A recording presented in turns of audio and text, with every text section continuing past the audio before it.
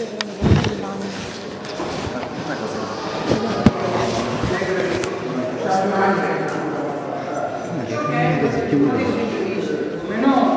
4 giugno, in seguito all'impianto di guasta all'impianto dello stabilimento di Cera, si è registrato uno sversamento prima in sott'acqua e poi in mare di una consistente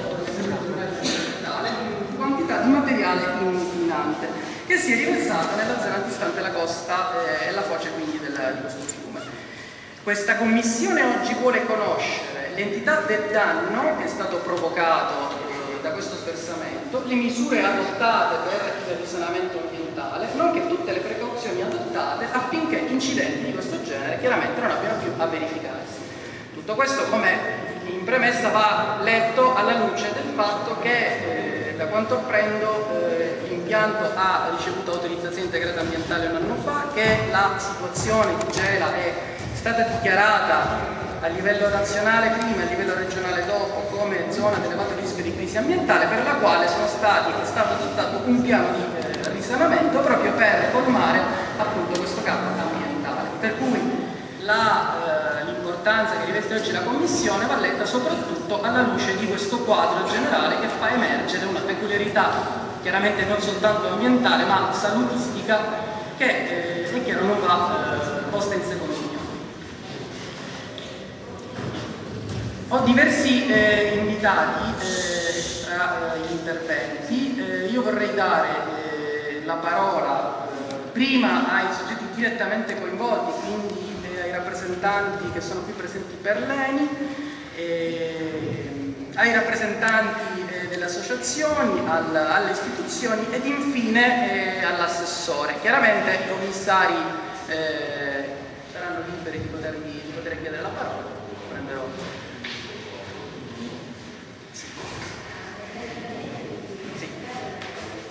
Vorrei sapere i presenti chi sono, perché io ho un elenco che mi è stato fornito naturalmente dalla Presidenza per gli inviti che sono stati fatti, probabilmente non sono tutti esattamente presenti, qualcuno forse è stato sostituito. Sarebbe bene che intanto si presentassero per vedere la congruenza tra i presenti in audizione e i nominativi che noi abbiamo a disposizione, perché è un modo anche per conoscersi e individuare le reciproche, come dire, responsabilità. Sì, esatto. Allora, fate una cosa, avvicinatevi ai microfoni, penso che siano tutti accesi. Ecco. Allora, Ivo Cigna in rappresentanza di Lega Ambiente Sicilia in sostituzione di Mimmo Fontana. Bene, grazie. Vabbè, so quella cara.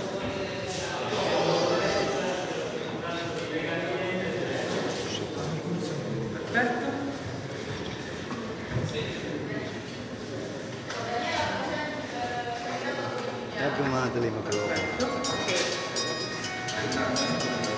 Giuseppe Lo Monaco, delegato Cetri. Emilio Giudice, direttore del Laboratorio di Gela per la Lingua.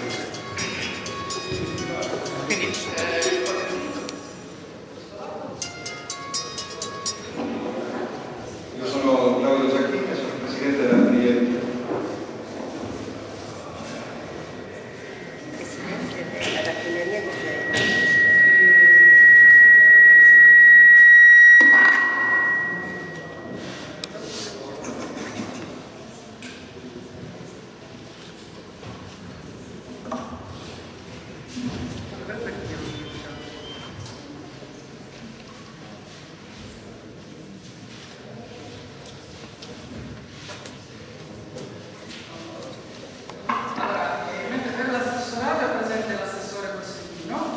Per quanto riguarda l'assessorato, cerchiamo di conoscere chi sostituirà il direttore Cullo, perché ancora non è venuto. Allora, quindi se per i commissari va bene, io darei la parola. Mi perdono. Giusto, ok. Ci sono io, l'onorevole Arancio, perfetto. Dell'ASP non c'è nessuno allora? Perfetto.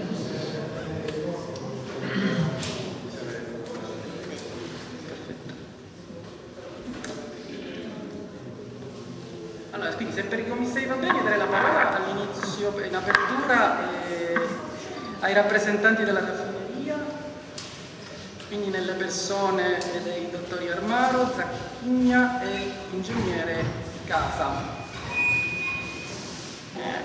Le case non c'è, presento io.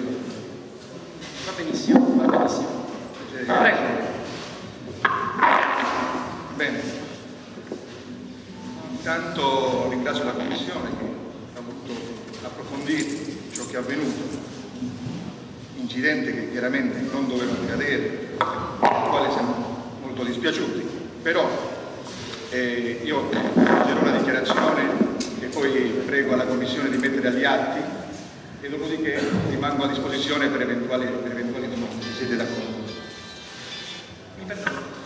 Dicevo, leggerò una dichiarazione che fa un po' il resoconto di quello che è stato fatto, che prego la Commissione di mettere agli atti, dopodiché rimango a disposizione per eventuali domande della Commissione. Va bene. Siete d'accordo? Sì, poi me la fornisce e la mettiamo io. In data 4 giugno 2013, alle ore 6, si verificava uno sversamento di idrocarburi dallo scarico del canale Acqua-Mare sul fiume Gela. Il personale d'impianto informava il consegnatario di turno, il quale, oltre ad avvertire tempestivamente la Capitaneria di Porto, attivava tutte le azioni necessarie a circoscrivere l'evento, attraverso il posizionamento di panne assorbenti e l'intervento di unità di autospurgo lungo il canale interno alla raffineria, in prossimità dello scarico, e al posizionamento di panne sulla foce del fiume Gela. Contestualmente, il personale dell'impianto provvedeva al controllo delle possibili apparecchiature interessate. I successivi controlli evidenziavano una perdita sullo scambiatore E24 deputato al raffreddamento degli scarichi dei dissolveri, risalatori separatori dell'acqua dal greto, e si procedeva cautelativamente all'immediata fermata dell'impianto. A seguito delle operazioni poste in essere, lo scarico interessato, già alle ore 7:30 circa, presentava nuovamente le normali caratteristiche di trasparenza. Da una stima preliminare, il quantitativo di idrocarburi confluito nel canale veniva calcolato nell'ordine di poco più di 1 metro cubo. Lo scarico anomalo era costituito da un miscela d'acqua con mix di grezzi, quindi il quantitativo di idrocarburi è stato calcolato nell'ordine di circa 1 metro cubo. La raffineria inoltre provvedeva ad attivare il piano di emergenza ambientale e ad effettuare tutte le comunicazioni agli enti esterni in ossequio alla normativa vigente.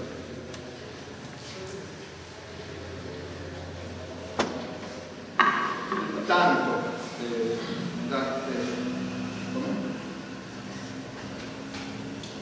le operazioni di recupero si sono susseguite nell'arco di tutta la giornata del 4 giugno, sia in prossimità del fiume Gela e della battigia della chiesa antistante, sia lungo il corso interno del suddetto problema.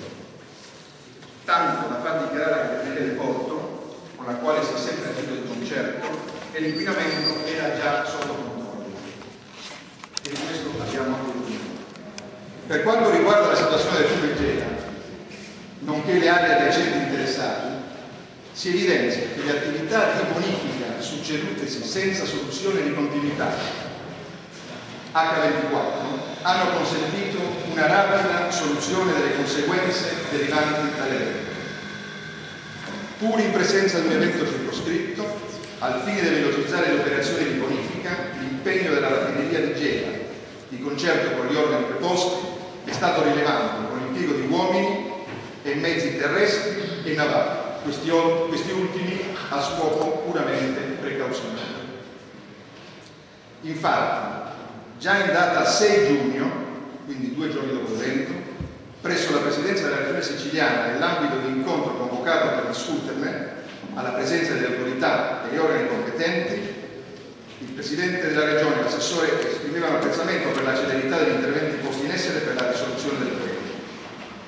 In data 7 giugno, il prefetto di Caltanissetta, in questa sede, dinanzi all'autorità competente per l'ordine e la sicurezza pubblica e ai rappresentanti delle istituzioni locali e delle forze sociali, affermava che erano state adottate tutte le misure idonee al superamento della fase emergenziale. In data 10 giugno, e quindi siamo al sesto giorno, il sindaco e il responsabile dell'ufficio di igiene dell'AS 2 di Caltanissetta, sulla base delle analisi chimico-fisiche effettuate dall'ARPA su campioni di acqua marina e sabbia prelevati in più punti del litorale, dichiaravano il pieno rispetto dei parametri di bagnabilità e fruibilità della spiaggia. In data 11 giugno, infine, e quindi 7 giorni dopo l'evento, Raffineria di Gela comunicava alla Capitaneria di Porto e al Sindaco l'ultimazione di tutte le attività di bonifica relative all'evento del Cuore. Voglio segnalare infine che ovviamente la Procura della Repubblica di Gela in data 4 giugno avviava un'indagine in relazione all'episodio e provvedeva al sequestro dell'impianto Topping 1. In conseguenza del sequestro, la raffineria procedeva alla messa in sicurezza e fermata, oltre al Topping 1, dei seguenti impianti: Vacuum, Claus, Topping 1 e sofforazione gasolio. Nel contempo, la raffineria di Gela costituiva un team investigation, una commissione interna, con l'obiettivo di meglio definire la dinamica dell'evento, individuare le cause e le eventuali responsabilità, nonché di proporre le azioni migliorative al fine di evitare il ripetersi di simili eventi. Ecco, questa è un po' la storia di ciò che è accaduto. Ovviamente è in corso un'indagine della magistratura, ma è in corso anche una nostra indagine interna, perché effettivamente, come è stato detto anche dal Presidente della Commissione, dobbiamo cercare di capire esattamente come sono avvenuti i fatti, onde evitare che questi fatti si ripetano e siano profondamente dispiaciuti. Sono a disposizione per eventuali domande. Ringrazio. Allora, sei altri rappresentanti della Raffineria chiedono di parlare? Come? Cioè, se gli altri rappresentanti della Raffineria chiedono di parlare, io do la parola ai rappresentanti di altri rappresentanti. Ci sono altri interventi alla proposta? No. Va bene. Allora, io invito a seguire l'ordine degli interventi, dando la parola alla Brigadier Sicilia, nella persona del dottor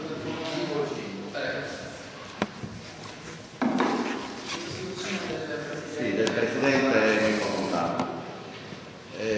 Dando un saluto doveroso a tutti, onorevoli, cittadinanza, le associazioni che si occupano della salute e della sicurezza ambientale del territorio di Gela.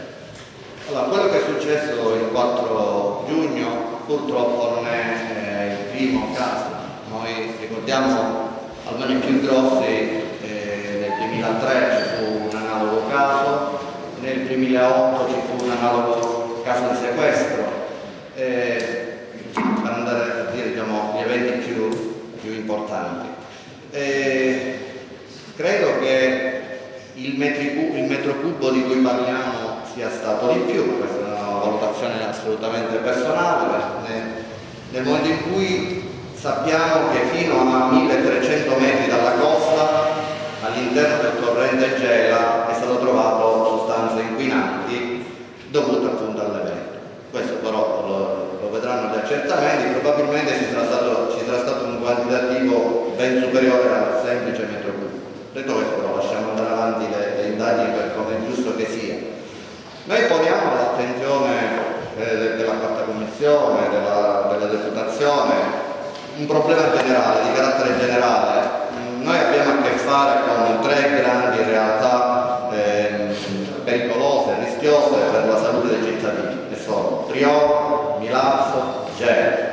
Hanno dato tanto lavoro, ma probabilmente è venuto il momento di cambiare rotta. Io questa giunta, non ce lo nascondiamo, nel giusto o nel torto, questa giunta, questo governo ha suscitato e suscita qualche speranza in più.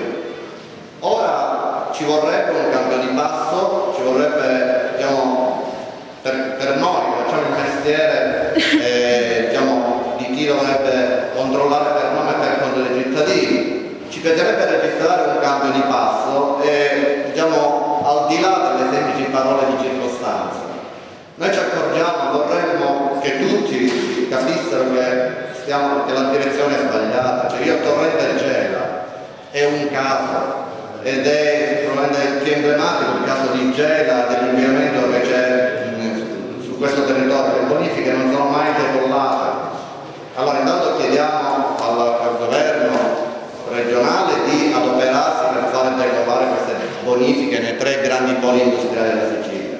E ora concordiamo col governo, con il presidente Crocetta, che probabilmente è importante avere una task force qua sul territorio proprio vicino a questi impianti industriali ad alto rischio in termini di acqua, di ASP, di genere civile, di personale che possa dare diciamo, anche un aiuto, un ausilio alle strutture già predisposte.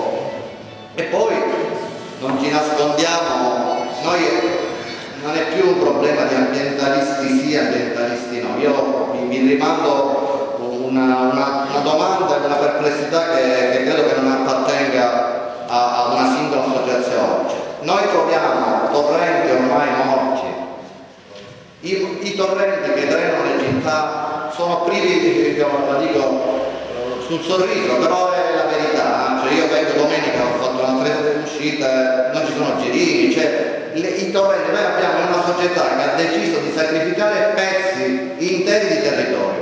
I torrenti non sono più torrenti di un tempo, le aree di pianura, le zone fertili non sono più le zone di un tempo. Questo è un problema, una riflessione che se un minimo teniamo diciamo, al futuro nostro, ai nostri figli, è importante diciamo, dare una risposta al di là delle prese in posizione delle parole di circostanza. Io invito tutti a riflettere su questo fatto. Detto questo, appunto, attendiamo diciamo, di sapere per davvero se tutta la procedura diciamo, di messa in sicurezza dell'area è completata, se è per davvero terminata e se effettivamente queste cose appunto non succederanno più. La cosa vera è che temiamo che non sia così, temiamo che se non si cambia strategia questa cosa ci ritroveremo a parlarne da qua a breve. Ringrazio. Allora, mi dare la parola prima al signor Sindaco, quindi se vuoi intervenire adesso oppure allora quindi signor Presidente, praticamente Gela.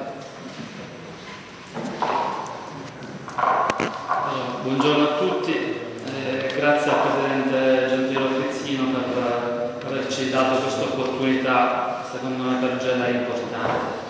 La giusta attenzione nei confronti di quello che secondo alcuni o taluni è stato un piccolo episodio quasi da nascondere, cioè c'è chi minimizza e chi ci addita come coloro che facciamo allarmismo. Allora voglio fugare, se qualora ne fosse necessità, alcuni dubbi. Tanto per cominciare, noi non siamo contro nessuno. Siamo per tutelare dei diritti sanciti dalla Costituzione. Noi siamo qua sul territorio e stiamo molto attenti affinché vengano rispettati i nostri diritti. Il diritto alla salute è inviolabile e chiaramente il mio primo cittadino lo sa benissimo, anche perché lui è il rappresentante sul territorio della salute dei cittadini. Perciò minimizzare un evento di questa natura, che per me è un disastro ambientale, non stiamo parlando che è uscito mezzo litro di petrolio, che poi se una tonnellata o 10 tonnellate, io personalmente mi sono recato sul luogo come tantissimi gelesi, abbiamo visto l'entità e la vastità della zona interessata dallo sversamento, perciò le immagini possono tranquillamente fugare dubbi o perplessità. Perciò ribadisco, noi siamo qua sul territorio per tutelare i diritti nostri e della cittadinanza tutta. Noi siamo qua per tutelare i diritti alla salute, il diritto ad avere un ambiente sano e pulito. Poi, se tutto questo viene visto alla luce di cosa?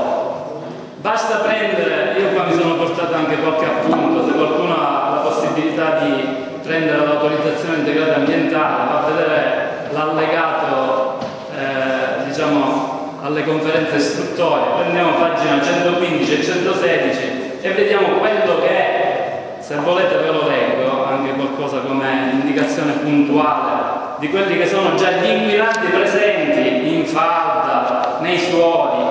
Perciò stiamo parlando già di inquinamento conclamato, perciò ogni grammo in più di inquinante nel nostro territorio non può essere tollerato assolutamente. Perciò ribadisco, noi non vogliamo enfatizzare, ma sicuramente non ci sta bene che qualcuno si permetta di minimizzare.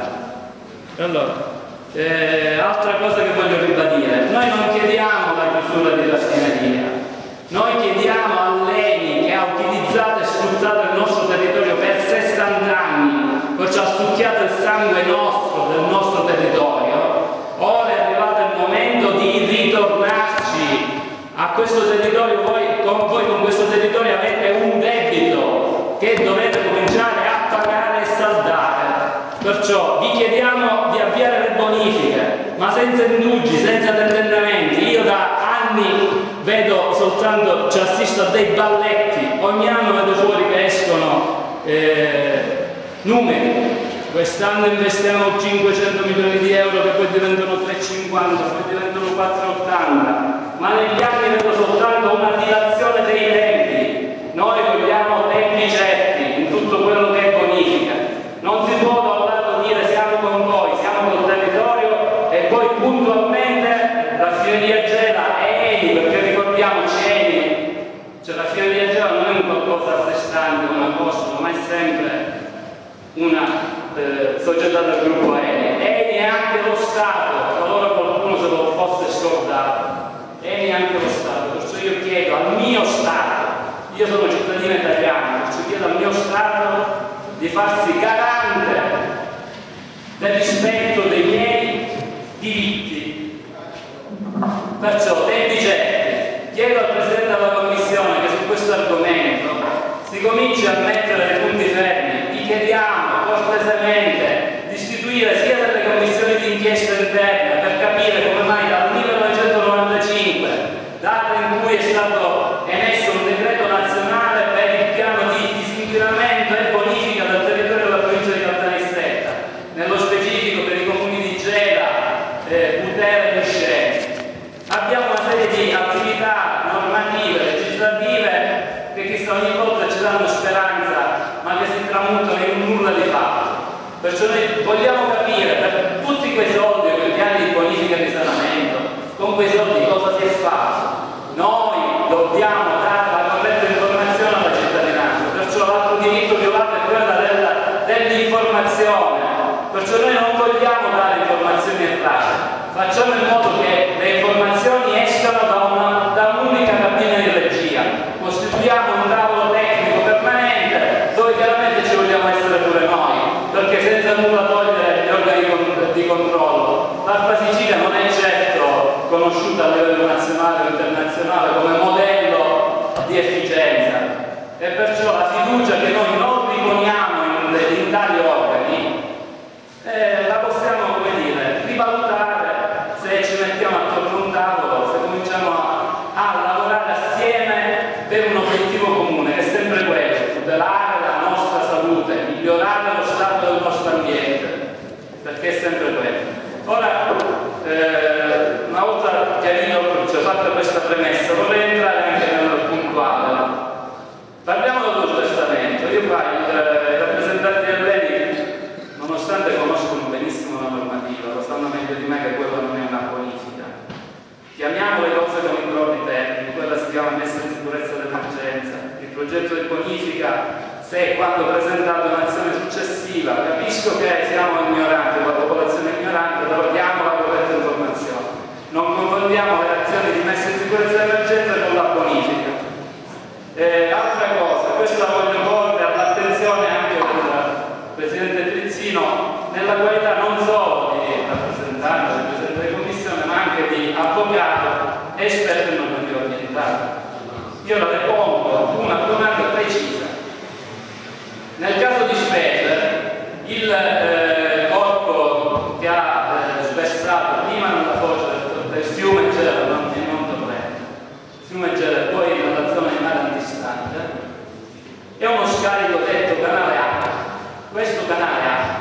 discarica in zona di Foggia. In zona di Foggia, per normativa nazionale comunitaria e in particolare per normativa della regione siciliana. E parlo dell'articolo 6,3 della legge regionale dell'86, se volete vi do copia, vi leggo un passaggio preciso, perché io non riesco a capire come quello scarico continua a essere presente in violazione palese di una norma. Vi leggo, articolo 6, legge regionale numero 27 del 15.586, e su questo chiedo che venga approfondita attentamente la questione. Dove mi si dice al comma 3, nelle lagune, nelle zone di Foggia, qual è quella, negli stagni salmastri sono vietati gli scarichi di qualsiasi tipo. Perciò potremmo parlare anche di direttiva acque, perciò la 2060, possiamo richiamare il 152, se volete possiamo richiamare il codice dell'ambiente, ne possiamo chiamare, però ripeto, di fronte a un articolo preciso è stata data una deroga. In che modo? Cioè, come si deroga a un articolo di legge? È stata fatta una legge? Abbiamo dato una deroga speciale? All'interno dell'aria ora mi sto passando le notti invece di leggere dei libri o dedicarmi ad altro, sto leggendo l'aria, vediamo, ho trovato un bel po' di cose, mi sto facendo un'ulteriore cultura su quella che è l'autorizzazione ambientale.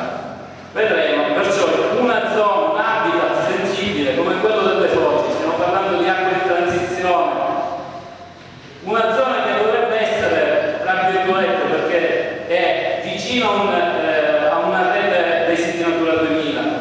Non ci scordiamo che Gela ha un bel po' di territorio con vincoli comunitari, perciò siti di interesse comunitario e zone di protezione speciali, perciò ulteriore attenzione va data a questo territorio, senza nulla togliere al bene che economicamente fa raffineria o è, perché non ce lo scordiamo. Noi non vogliamo che ve ne andate, voi dovete restare e criticare le unità lavorative che devono pulire e ripulire il nostro territorio. Non vogliamo che ve ne andate.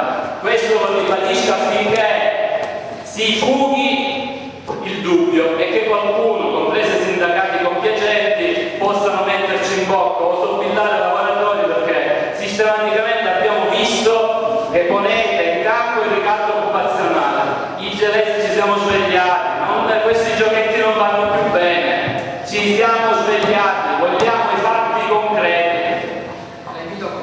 Sì, allora, giusto per concludere, solo un appunto. Chiaramente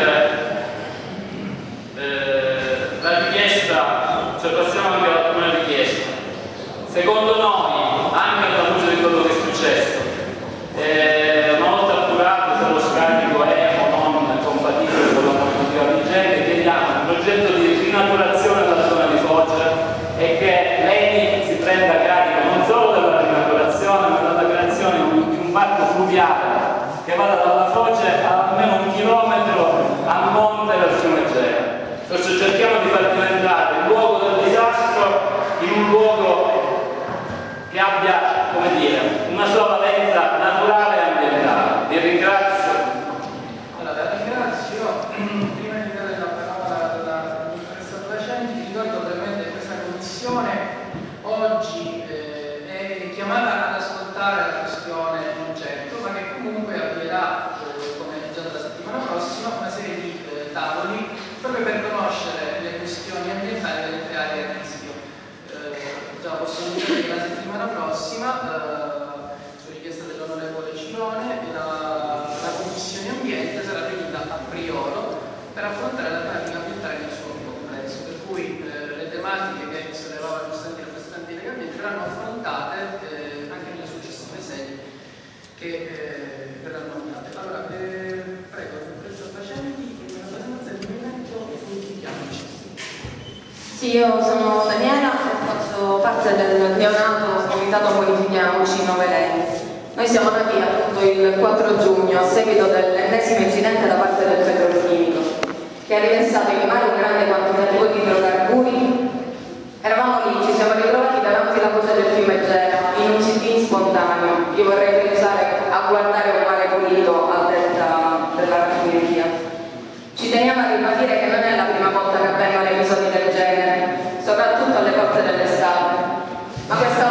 l'indignazione e la rabbia hanno prodotto la mobilitazione più massiccia. Così, tramite un'assemblea circolare, come non se ne vedevano da tempo in questa città, che si è svolta proprio davanti al parcheggio, cioè nel parcheggio davanti alla raffineria, è nato il comitato. Noi siamo persone di cultura, estrazioni sociali e convinzioni politiche differenti, che aderiscono in maniera individuale al comitato e che credono sia possibile vivere in un territorio sano, solidale e sostenibile.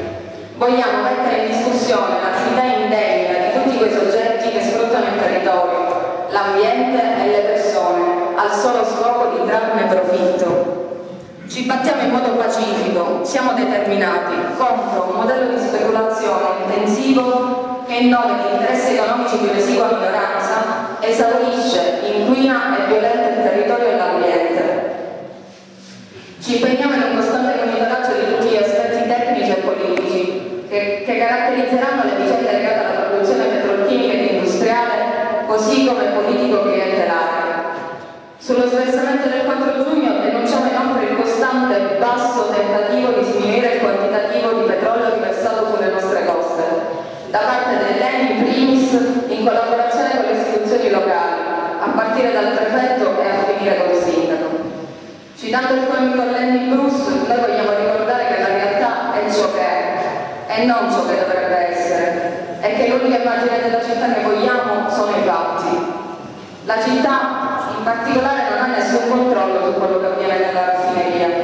Inoltre Gela, essendo stata dichiarata un sito ad alto rischio ambientale, non si ha alcuna notizia dei fondi che da questa decisione sono stati stanziati e come sono stati utilizzati finora. Per questi motivi le nostre richieste sono: considerando che i monitoraggi sull'ambiente effettuati dall'ART e dall'ASL hanno sempre assicurato che tutto si è svolto entro i valori stabiliti dalla legge, e visto che la realtà è ben diversa, ad esempio i continui decessi per tumori legati all'inquinamento ambientale o alle malformazioni neonatali, e l'elenco potrebbe essere comunque lunghissimo, chiediamo che oltre all'ART e all'ASL vi sia un organismo terzo ed indipendente ad effettuare i prossimi controlli. Nello specifico con dei campionamenti in contraddittorio, su cui riserviamo la nomina di un tecnico che preferiamo non annunciare al momento. Chiediamo l'istituzione di un tavolo tecnico permanente sul tema specifico delle bonifiche ambientali e chiediamo di parteciparvi. Chiediamo infine che vengano depositati agli atti di questa Commissione la nostra carta di intenti e le nostre richieste per ciò che concerne l'istituzione di un organismo terzo ed indipendente che assicuri un corretto monitoraggio delle attività dello stabilimento petrolchimico e la richiesta dell'istituzione di un tavolo tecnico specifico sulle bonifiche ambientali. Per concludere, noi vorremmo che la formazione del comitato Continuiamoci possa servire soprattutto a risvegliare le coscienze assopite dei gelesi e che la presa di coscienza collettiva sia il punto di partenza per una crescita economica, sociale e culturale del territorio. Volevo aggiungere che comunque la città si è svegliata, si vede, ci saremo, controlleremo tutti gli aspetti che riguarderanno l'ambiente e non solo la raffineria e che cercheremo di fare i monitoraggi per quanto c'è possibile. Grazie. Allora, signore Emilio Giudice, credo che chi mi ha preceduto ha già in maniera esaustiva elencato.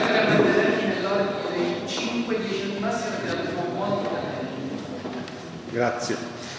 Allora, ovviamente dico chi mi ha preceduto ha già elencato una serie di criticità sul discorso dell'incidente e sul fatto che l'incidente riguarda un territorio molto vasto, in quanto questa attività industriale che esiste da oltre 50 anni, ovviamente per motivi vari, ha rilassato in più occasioni inquinanti e oggi abbiamo un sito di interesse nazionale per le bonifiche perché proprio abbiamo l'effetto di tutto ciò.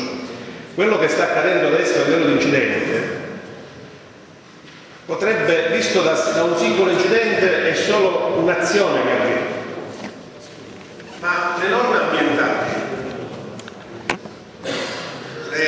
tutto ciò che è negativo, è detrattore, si somma somma a quello che già c'è.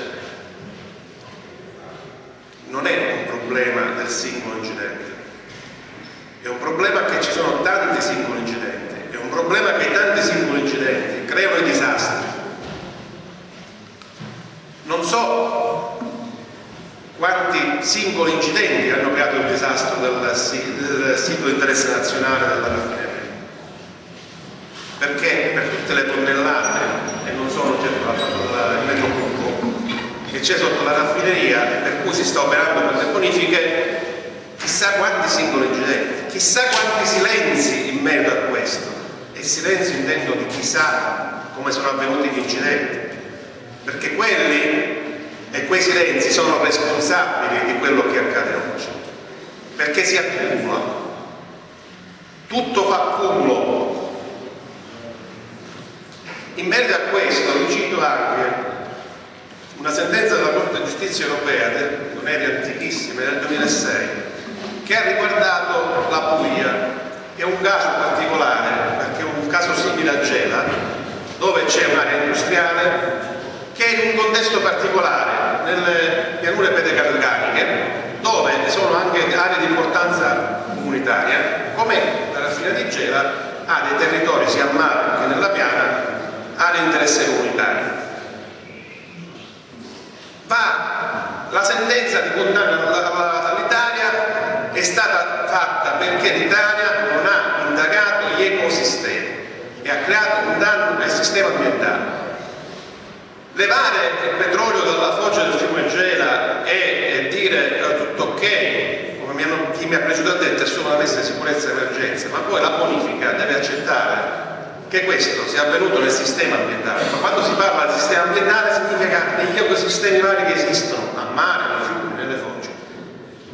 Ebbene, io faccio una dichiarazione pesante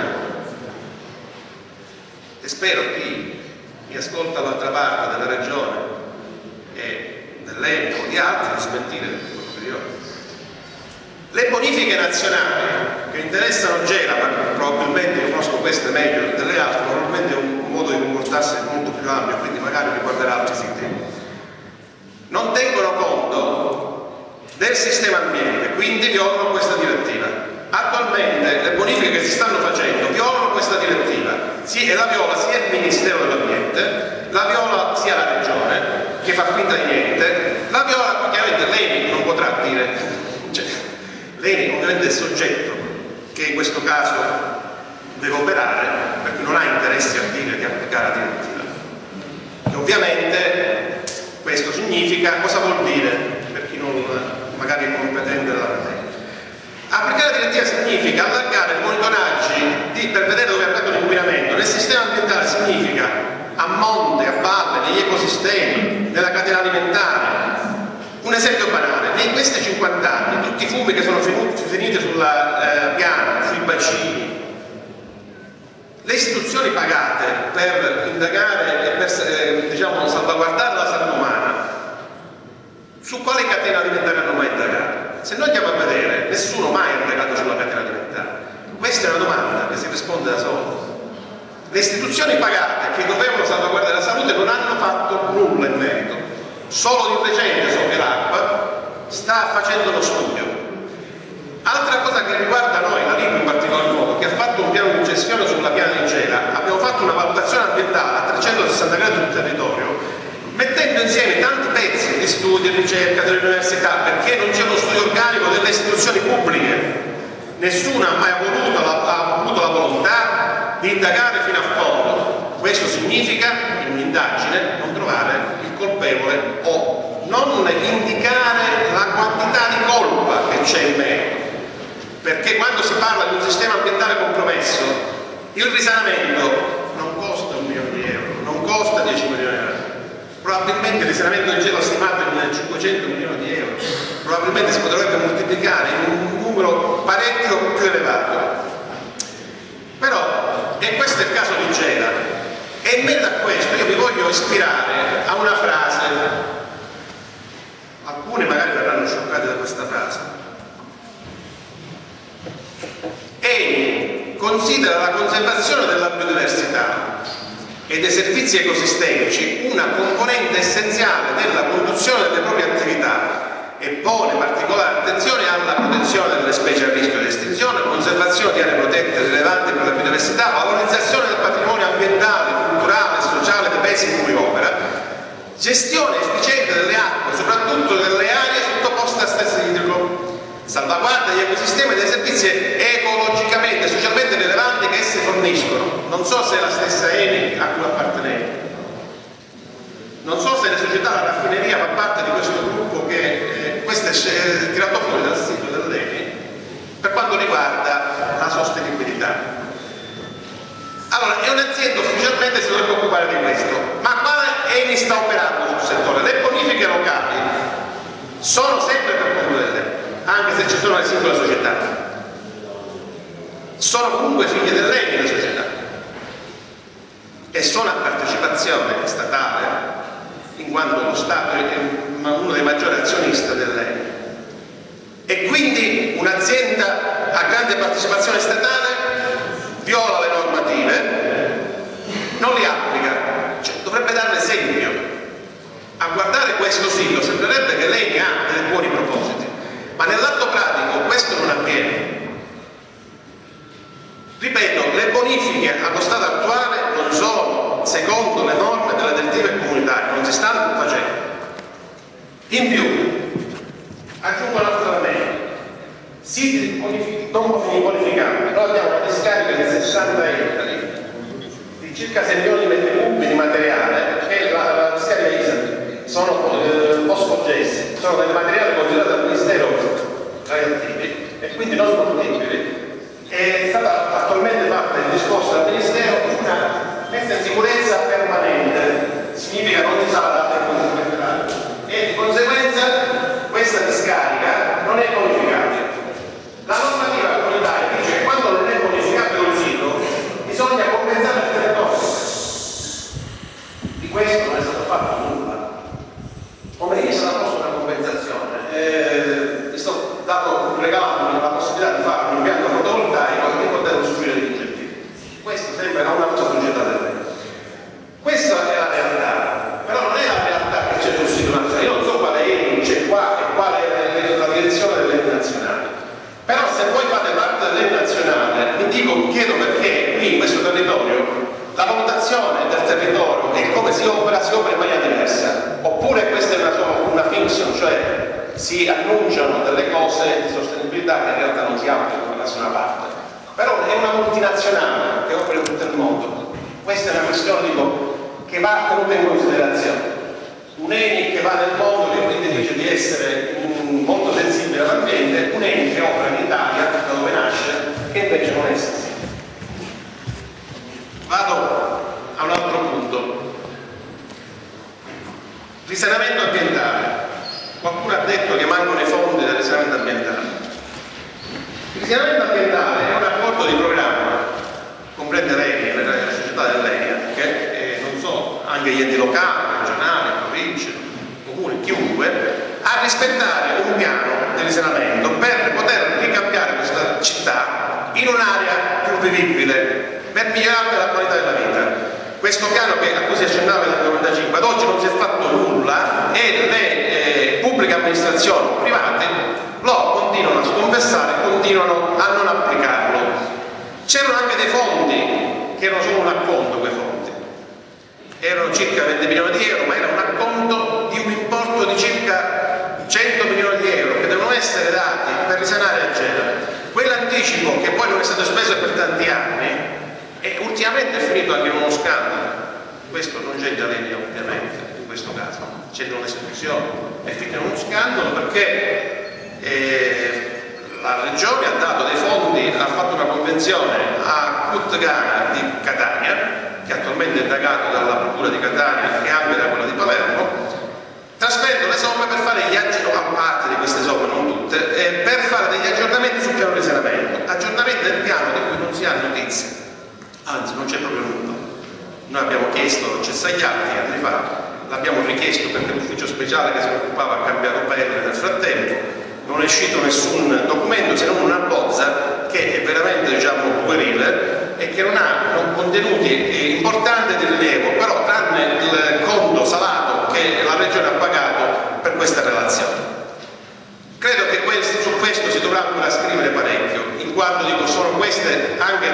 responsabilità importanti che riguardano probabilmente anche il territorio di Gela, perché le aree a rischio su cui hanno fatto la convenzione ovviamente erano le 3 della Sicilia e riguardano ovviamente anche Gela, non riguardavano solo i fondi di Gela. Da un lato abbiamo il piano risanamento, da un lato abbiamo una raffineria che ha i suoi limiti ormai obsoleta, ormai diciamo, è alla fine della sua carriera, e c'è il problema delle incognite, dei posti di lavoro da un lato, ma dall'altro lato delle bonifiche, della paura di non fare le bonifiche o di farne non secondo quello che si dovrebbe fare.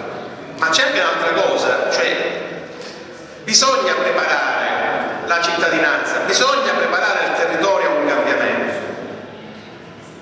bisogna ricostruire la città del futuro, non bisogna scappare dalla vergogna di questi territori. Questo, con quello che succede a Gela, se dovesse girare in ambito internazionale, sicuramente, magari per qualcuno non succede niente, ma sicuramente non è orgoglio per quella società ENI che rappresenta l'Italia nel mondo. E questo invece dovrebbe essere convertito, non venire a parlare di fare impianti, di vedere cosa si può fare, risanare. Qua occorre un piano, non singoli progetti, e non singoli progetti che non hanno fondatezza, ma un piano per ricostruire un sistema economico diverso e alternativo. Questo è quello di cui c'è necessità. L'ENI su questo dovrebbe impegnarsi e qua dovrebbe metterci a scommettere la faccia in ambito internazionale, facendo diventare questa città una città di sostenibilità, sfidando il mondo intero e portando l'orgoglio italiano all'estero, non riconfinarsi negli spazi alla fine del mondo, nelle aree del quarto mondo. Lei è una società importante che ha avuto tanto da questo territorio e deve dare non soldi a pioggia che finiscono in opere che non si sa, ma creare un piano, costruire un qualcosa che rimanga, per ridare la speranza ai nostri figli di continuare a venire qua e non scappare. Qui oggi avete la possibilità, abbiamo tutti la possibilità di cambiare quello che può essere la storia di questo territorio. Queste parole dette in altre occasioni e con gli stessi soggetti in altre non hanno mai avuto audience, ma forse oggi qualcosa sta cambiando. La città diventa più sensibile e i cittadini iniziano a riflettere, a pensare, diventano più autonomi, diventa più difficile controllare la città. Questo è il momento di scoprire le carte delle istituzioni e della raffineria. C'è una grande occasione, ma questa occasione va sfruttata in positivo, in costruzione, non in distruzione. Qua vedo gente che cerca la speranza di rimanere qua e non andare ad elemosinare.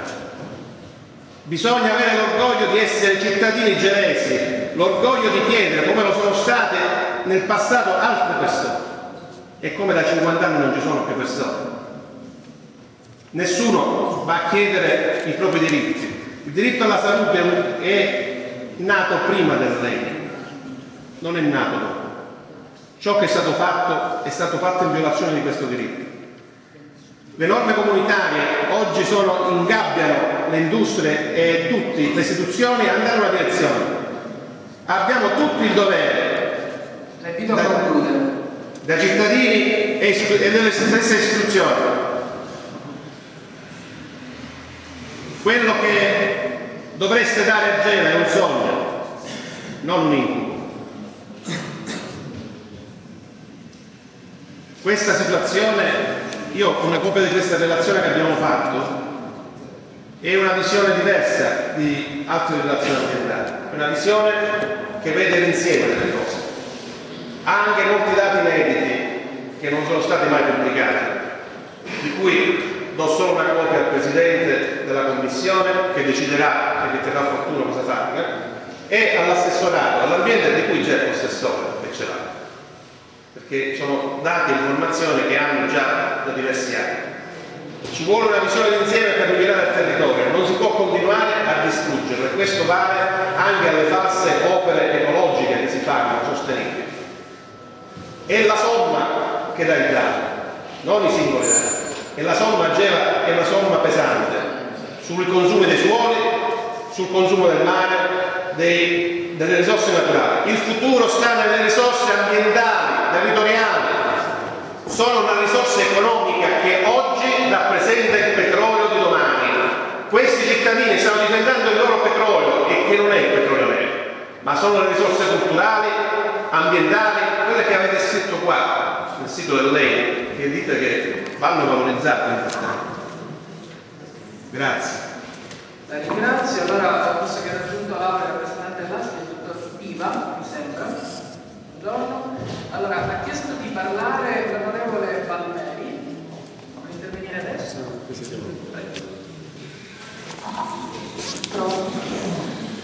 Relativamente alle operazioni di bonifica volevo chiedere ai responsabili dell'ENI, visto che in pochissimi giorni sono state fatte appunto queste operazioni, ad esempio una copia del verbale per capire quali sostanze sono state utilizzate di preciso, le modalità, le tecniche che sono state utilizzate per appunto fare queste operazioni.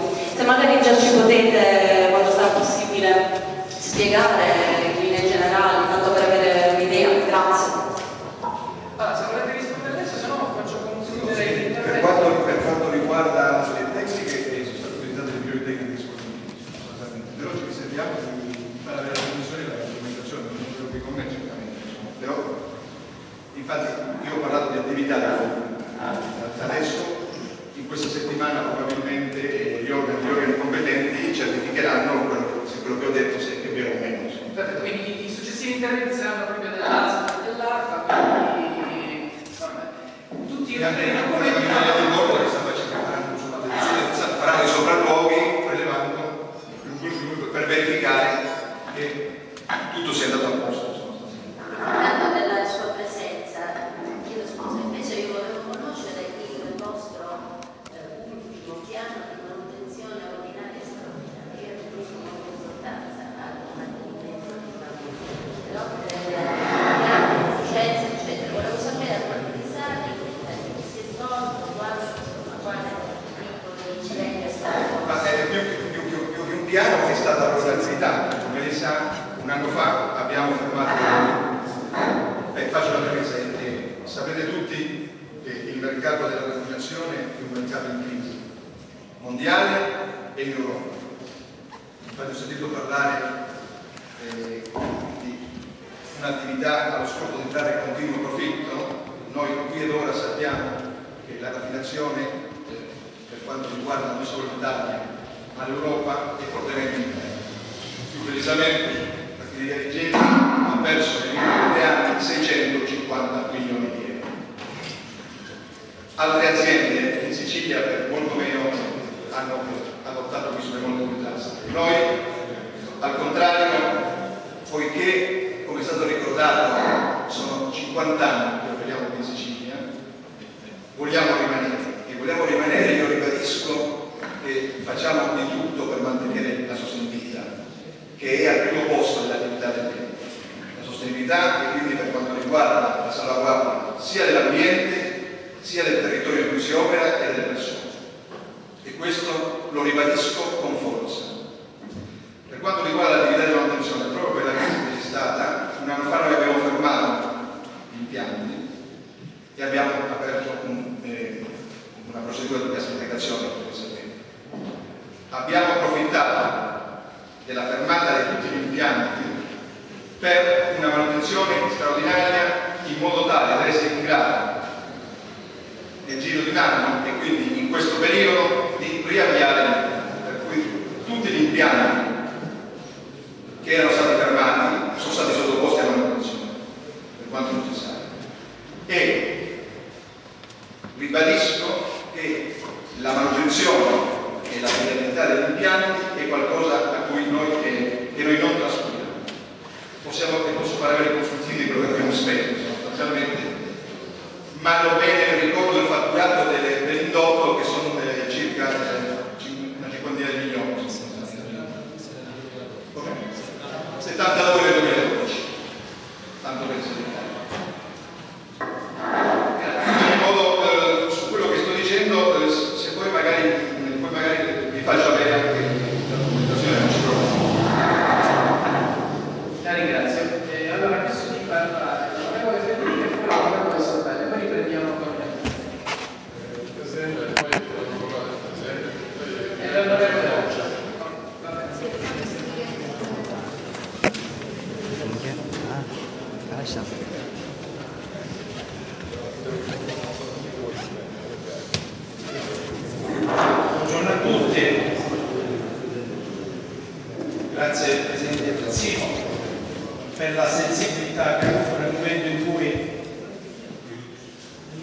che è arrivato l'invito, perché l'invito mio a convocare proprio sul GERA questa commissione, perché la finalità era quella di verificare la gravità dell'incidente, la tempistica e i modi di intervento che si erano avuti. Perché nel momento in cui scrivo la nota e chiedo la convocazione è il giorno 4 alle 11. Sapete perché? Perché anche dei componenti di altre due associazioni che in questa città hanno un ruolo e hanno avuto un ruolo storicamente importante, che sono Amici della Terra e Area Nuova, mi chiamano dicendo che si è verificato questo incidente. Io sicuramente non è sicuramente mancanza sua, Presidente Trezzino, ma oggi non li vedo qua. Io penso che le associazioni ambientaliste non ci sono quelle di sera e quelle di. Io mi auguravo che quando si invitano tutti. Per un fatto di rappresentanza, anche perché questi soggetti di cui parlo da 20 anni hanno avuto la sensibilità di attenzionare il problema ambientale su questa città. Questo non per fare polemica, sono due soggetti che da 20 anni fanno una battaglia per l'ambiente e per la salute di questa città. Quindi sicuramente è stata una mancanza, ma non esserci presente mi dispiace. Quindi ripeto, perché tutte le associazioni si devono trattare allo stesso livello. Poi vedete, io penso che quando si ha un ruolo istituzionale, che può essere quello di deputato, sindaco, presidente, componente di associazioni ambientaliste, penso, siccome c'è la buona fede in quello che penso che tutti ragionano verso lo stesso obiettivo, che è quello di garantire la salute dei cittadini e l'ambiente in cui si vive. Vi parlo uno che non ha mai cambiato paese, la mia famiglia, i miei figli vivono in questa città, per cui uno può pensare a tutto tranne di fare vivere o di lavorare contro il benessere dei propri figli. E siccome la mia intenzione è sempre stata quella di vivere in questa città e ho visto degli interventi in cui quasi vuole arrivare al punto in cui non si può dire neanche la propria opinione, perché non me la prendo con nessuno degli interventi assolutamente, però ho visto su Facebook, è uno strumento di massima democrazia, ma quando si scrive a qualcuno picchiato, aggredito, data la testata così si apre la mente, signori miei, siamo arrivati a un livello che non c'è niente della democrazia, non c'è niente essere istituzione, non c'è niente riconoscere, significa che non si può neanche più parlare. Quell'intervento che ho fatto io, caro Presidente Trezzino, non era soltanto nel mio pensiero, siccome l'ho scritto io il mio pensiero, quando io ho detto non è stato un disastro, l'ho detto solo per un motivo. Che cosa è verificato? Cioè dire, è stato un evento che non si deve verificare in questa città. È un incidente industriale che non si dovrebbe verificare, però se è verificato, infatti ho chiesto immediatamente a lei è stato sensibile a convocare la commissione, ma non parliamo di disastro ambientale in quel caso. Perché? Perché purtroppo intanto se dopo 2 giorni io rispetto delle istituzioni e purtroppo non sono così malpezzante da pensare che Sua Eccellenza il Prefetto, l'ARPA e l'ASPI siano tutta gente che non abbia a cuore questo territorio. Oppure come qualcuno poco fa parlava che anche il Ministero dell'Ambiente non ha a cuore il territorio. Signori miei, se noi dobbiamo far saltare tutte le istituzioni, significa che non crediamo in niente. In quel momento non si crede nel deputato, non si crede all'assessore, nel sindaco, non si crede in nessuno. Quando si dicono determinate cose, siccome ci sono gli organi istituzionali e quando non rispetta qualcuno la norma, significa che dobbiamo intervenire per essere giustamente inclinato chi non rispetta la norma. Ma se tutti in questa città, in questa nazione, siamo gente che non rispettiamo le leggi, non funziona. Io poco fa ho sentito qua attacchi davanti dalla Sua Eccellenza il Prefetto al Ministero dell'Ambiente, quindi al Ministro dell'Ambiente. Scusate, o abbiamo rispetto alle istituzioni e crediamo, a me che non abbiamo delle prove scritte, quindi deleggiamo chi non fa rispettare la norma. Ma questo sono regole elementari di democrazia. Quando io ho scritto quello per il Presidente Trezzino, La Polonia sa qual era? La Polonia era che uscendo su tutti i giornali, su tutti i siti, disastro ambientale a Genova, all'inizio della stagione balneare, quindi dell'estate, nessuno viene a Genova. L'esempio pratico l'ho avuto, una famiglia di Como che veniva da 10 anni in questa città, purtroppo non è venuta. Non dico che per il discorso del disastro, assolutamente, non è venuta possibilmente perché è successo l'incidente. Però voglio dire, quando si è istituzione, bisogna stare attenti anche come, delle dichiarazioni che si fanno. E vi parla uno che rispetto a un ruolo, ha avuto un ruolo istituzionale, c'è un ruolo istituzionale, in cui ha cercato sempre di più di togliere le chiacchiere e cercare per il Presidente di fare cose concrete. Assessore, questa città, questa provincia non aveva il registro del tumore. Da 20 anni tutti volevano il registro del tumore. 3 anni fa il Presidente della provincia, l'onorevole Federico, ha istituito il registro del tumore. Non a carico come gli altri registri del tumore a carico della regione, ma a carico della provincia. Quindi ha preso 200.000 euro spesa corrente, invece di prendere consulenti e altre cose, l'abbiamo dato un ente riconosciuto dalla regione che l'ha spedita a Lusa. Oggi questa provincia ha un registro del tumore. Io ho il dovere di credere al registro del tumore della Lusa, perché secondo me dovrebbe essere fatta secondo regole scientifiche. Nel momento in cui lo verificate e non viene rispettato le regole scientifiche, significa che c'è una truffa e allora li denunciamo. Ma io ho il dovere di crederci.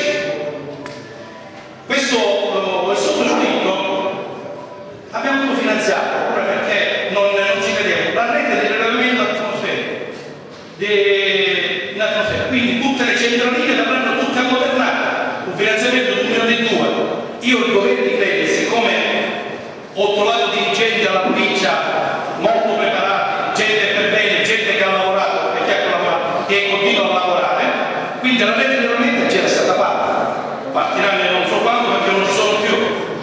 I controlli con sotto la presidenza del sottoscritto, questo ve ne dico non per mettere, solo perché non è vero che qui siamo gente che nessuno ama questa città. Per la prima volta in provincia di Caltanissetta ci siamo costituiti come ente pubblico in tutti i processi ambientali. In tutti i processi ambientali la provincia di Caltanissetta si è costituita parte civile, perché era doveroso farlo, perché il dovere mio era quello di garantire questo e l'abbiamo fatto. I processi stanno andando avanti. I dirigenti della provincia col sottoscritto sono aumentati enormemente i controlli alla legge, basta andare a verificare. È stato fatto un'area, per quello che mi dicono, molto restrittiva, non so, io non sono un tecnico, faccio il medico, non faccio, però mi dicono molto restrittiva rispetto ad altri siti, proprio perché le peculiarità di questo territorio richiedevano un'area ancora più restrittiva. Chiedo da diversi anni il piano delle bonifiche. Qualche anno fa c'è stato, ho chiesto, allora c'era il ministro Prestigiacomo, c'è stata anche una polemica in cui chiedevo finalmente che oltre a fare il piano delle bonifiche di Siracusa, che finalmente uscisse il piano delle bonifiche di Genova. Non è uscito ancora e in questo avete ragione. Quindi spingiamo tutti affinché questo benedetto piano esca, ma non soltanto deve uscire questo piano delle bonifiche, ma si deve dare attuazione a questo piano, perché altrimenti diventa una delle tante carte che noi mettiamo in giro. Quindi non è il discorso di fare allarmismo o non fare allarmismo o qualcuno vuole mettere, nessuno vuole mettere niente, perché queste azioni amministrative dimostrano che non c'è omissione, anzi, quando si fa il registro di tumore è perché voglio sapere se realmente in questa città la presenza della malattia tumorale è superiore rispetto ad altre e che tipo di patologia è, perché in base alla tipo di patologia deve aumentare, significa il sistema di diagnosi, terapia e prognosi, o prognosi, diagnosi e terapia, quella dell'assessore che non si verifica qua. Questa è la città in cui c'è il doppio, la beffa e il doppio danno. Qui si muore di tumore, ma la gente è costretta ad andarsi a curare fuori, perché molto spesso si verificava che anche un'ecografia ci voleva 6 mesi, 1 anno. Quindi siccome è stata fatta dalla legge 5, c'è un capitolo doppio per la zona cartolista ambientale, bisogna sicuramente incentivarlo. Questo è il territorio che abbiamo, istituito l'OPS per il malato oncologico, abbiamo la radioterapia, assessore, se non mettiamo i semignoli non partono. Ecco le battaglie che dobbiamo fare perché si porti i servizi. Quindi sono tutte cose che azione amministrativa che si fa, la politica fa, che dove posso farlo. Quindi mi auguro che nei prossimi mesi ci sia passo sullo assessorato, anche perché so da parte del governo regionale che c'è stata una delibera di accrescere i servizi nelle aree da previsto ambientale. Spero che ci siano queste risorse, perché qui c'è la patologia tumorale, ma la radioterapia si fa a Catania, a Palermo e in altri siti. Quindi mi auguro che finalmente si trovano le risorse per far ripartire questi servizi a questa città, e che in questa città noi avevo presentato legge sull'amianto. Speriamo di recuperare, perché la legge sull'amianto, ebbene, nei vari passaggi della commissione il sito di Gela scompare. Io mi auguro che oltre al sito venga aggiunto anche il sito di Milazzo, di Gela, oltre a quello di Piove, cioè tutti i siti industriali vengono messi giustamente per avere quei servizi che servono anche qui purtroppo per la presenza dell'amianto, che negli anni nella nostra industria è stata fortemente presente. È stata fatta una norma per garantire quella data, è stata presentata dal sottoscritto, quindi qualcosa si è fatto. Non siamo così gente come a volte sento che c'è il buono e il cattivo. C'è gente che ha cuore anche in questo territorio, vi posso garantire, e siamo disponibili a confrontarci dal punto di vista amministrativo con tutti. E ripeto, nessuno vuole sicuramente nascondere niente. E allora vi dico una cosa: è previsto il VIS, che è la valutazione di incidenza sanitaria. Incidenza o impatto sanitario. Bene, dite, stabiliamo insieme chi deve essere l'università, anche quella americana, che vada a fare questi incidenza, ma ci dobbiamo fidare. Dite un nome voi, io non ho difficoltà. Vediamo insieme alla regione, al comune e alla provincia di stabilire finalmente la copertura finanziaria, ma diamo un punto a questa città dove diamo certezze, perché non può essere che chiunque si alzi la mattina la dice di la squadra più grossa alla regione, perché altrimenti rende impossibile anche difendere un territorio. Quindi su questo ditemi chi deve essere l'ente, l'università, chi volete che faccia, siccome non siamo tutti cattivi, quindi collusi. Ditemi voi chi deve essere l'ente a cui dobbiamo affidare questo voto, io, perché voglio nascondere. Ditemi chi deve essere l'ente, lo discutiamo insieme, chi deve essere l'ente che deve fare questa valutazione, ma finalmente diamo certezza a questo territorio. Se c'è inquinamento bisogna, se c'è da bonificare bisogna bonificare. Stamattina sono andato in una discarica, quella veramente è uno schifo, la discarica ci può. Lì bisogna, assessore, deve dare giorni anche a lei una mia nota in cui bisogna immediatamente attivarsi per fare un piano di bonifica su quell'area. È un'area vastissima dove da 20 anni non si interviene. Allora, su questo tutti siamo disponibili a fare la battaglia. Ci sediamo un po' lontano, però abbiamo certezza, perché altrimenti facciamo solo danni.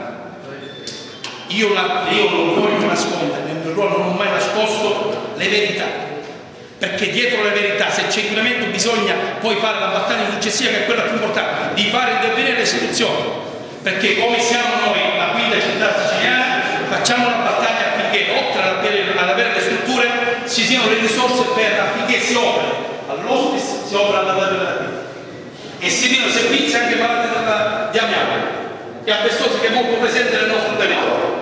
Quindi se tutti, io penso che tutti, come ho detto al Presidente del Sino, remiamo verso lo stesso obiettivo. Qui gente che vuole nascondere verità non ce ne sono, per cui vi prego che quando non pensate che ci siano i buoni e i meno buoni, qui c'è gente che istituzionalmente può essere forse meno preparata rispetto a determinati argomenti, perché se a me Emilio Giudice mi parla giustamente di incidenza ambientale, ne capisco meno, perché rispetto a lui che da 15 anni la porta avanti ne capisco meno. Però non possiamo noi mettere qui intervento, visto anche la malafede nella considerazione del lavoro che fanno gli altri. Scusate se sono stato per un certo verso polemico, non volevo essere polemico per confronto di nessuno, ma soltanto dare, a mio parere, una sterzata a questo territorio, affinché, perché tutti abbiamo lo stesso e dobbiamo avere lo stesso obiettivo, ed è giusto che sia così, perché se ci dividiamo si indebolisce un territorio, e questo sicuramente non serve alla città di Gela. serve solo a farla morire. Qualcuno mi parlava di diversificazione economica, sono d'accordo, ma per costruire una diversificazione economica, per costruire una prospettiva turistica vera, l'ambiente e il turismo è la più grande industria mondiale, ma dobbiamo iniziare a costruirla. Non la costruiamo soltanto parlando, ma la costruiamo, oltre che parlando, intervenendo nel e cercando di creare sinergia fra tutte le istituzioni. Grazie. Mi limito soltanto a ricordarle che i soggetti da lei chiamati non sono stati invitati perché non c'è pervenuta una comunicazione. No, io non... Presidente, l'ho detto, siccome io non ho messo io qui invitare, perché non ho messo né le gabbiette né l'ICU né amici della terra, ci mancherebbe. Siccome ho visto che ci sono delle rappresentanze ambientaliste, se mi veniva chiesto, essendo un rappresentante del territorio, io avrei detto anche in quei due. Io non so, siccome non ho scritto neanche amici della terra o con ma io non voglio fare problemi con nessuno. È stata una gara, forse dovevo scrivere io qui invitare, ma non ho assolutamente...